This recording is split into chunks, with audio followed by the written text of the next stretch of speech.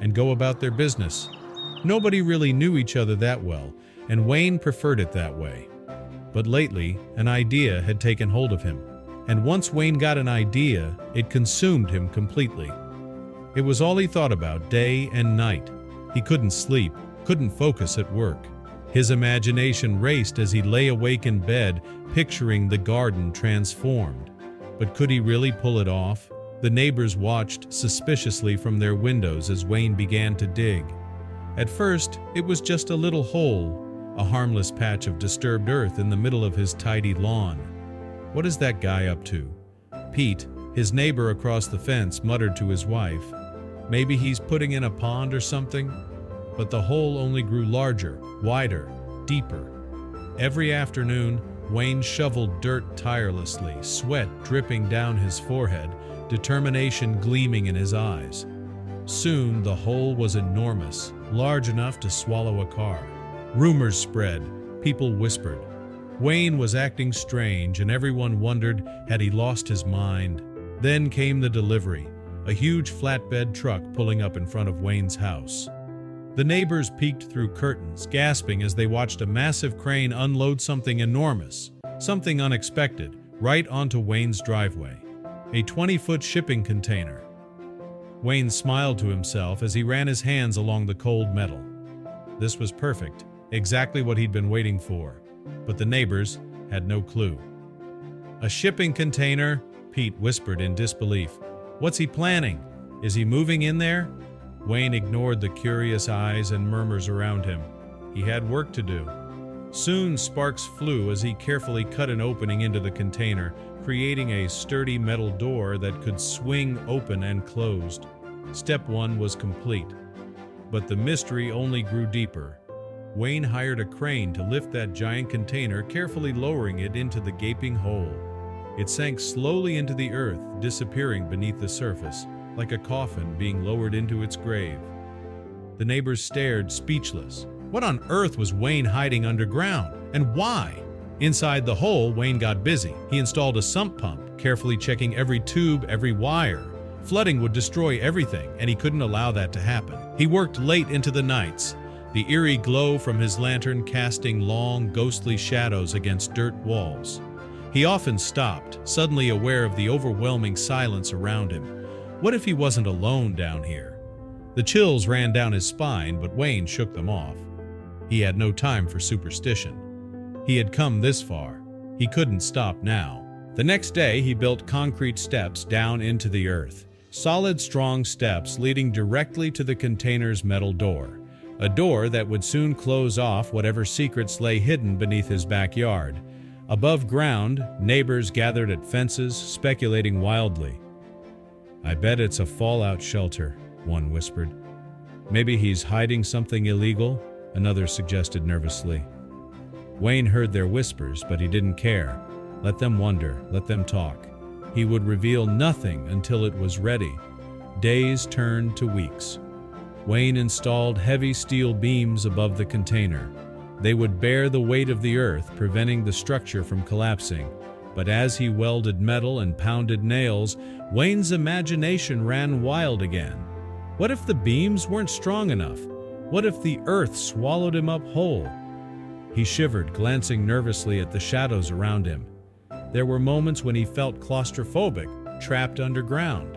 But he pushed through the fear. This was his dream, and fear wouldn't stop him. He covered the container with heavy corrugated metal sheets, testing their strength with his own weight. If the roof gave way, he'd be buried alive under tons of dirt. The thought chilled him, his heart racing, but he forced himself to continue. He sealed the entrance with sturdy cinder blocks, cementing each one in place carefully. He installed air vents at each end of the container to ensure airflow. Breathing underground was critical. Without fresh air, the container would become a tomb. Finally, Wayne called in reinforcements. A crew came, pouring thick concrete over everything. The heavy gray mixture spilled across the metal sheets, solidifying the structure forever beneath the earth. After hours of tense waiting, Wayne tested the roof. It held firm. The underground room was officially secure. Now only the entryway remained visible above ground. a solid rectangular opening framed by cinder blocks.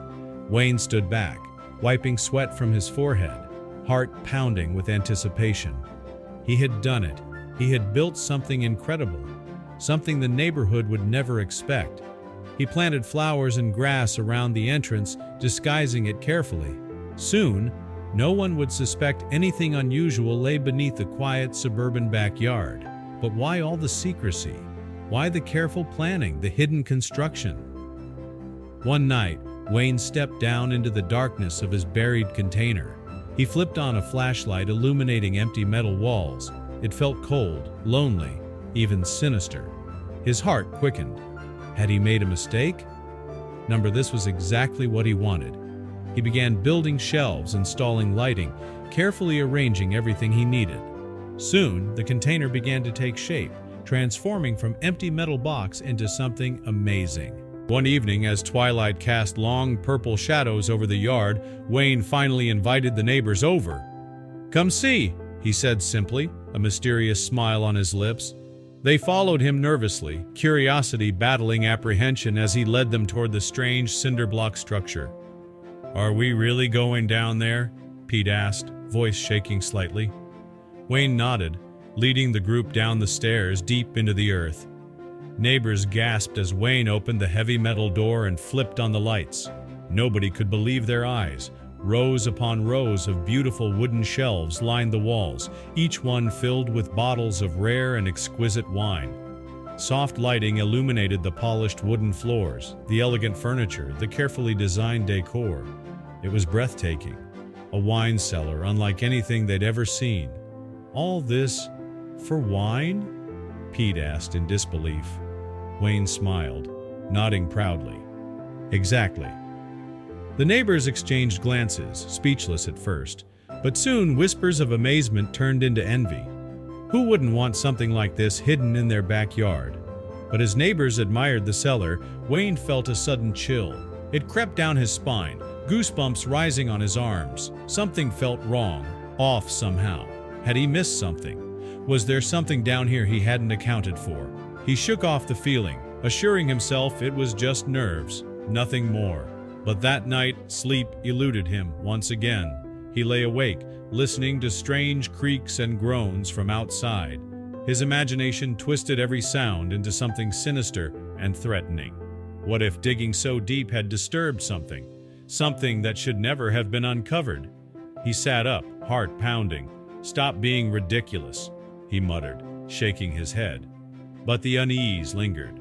Days passed, and Wayne tried to enjoy his creation. Friends visited, neighbors admired, but always that nagging chill returned, whispering worries in his ear. Then on a stormy night, as heavy rain battered the earth, Wayne heard it clearly, a strange scratching, like nails on metal. From below, he froze, blood turning to ice in his veins. "Impossible," he whispered, but the scratching grew louder, more insistent. He slowly opened the cellar door, flashlight trembling in his hand. The cellar was empty, the bottles untouched, but still, he heard it behind the walls. Something clawing, desperate to get out. Heart racing, Wayne pressed his ear against cold metal. The scratching stopped abruptly, replaced by a low, eerie whisper. "Help me," it murmured faintly. Wayne stumbled backward, nearly dropping the flashlight. "Who's there?" he yelled. His voice echoed hollowly, unanswered. Had he gone mad? Or had he truly awakened something beneath his backyard? Wayne Martin thought he'd built the perfect hidden cellar. But now he knew, deep in his bones, that he'd built more than he bargained for. And whatever lay trapped beneath the earth was determined to get out.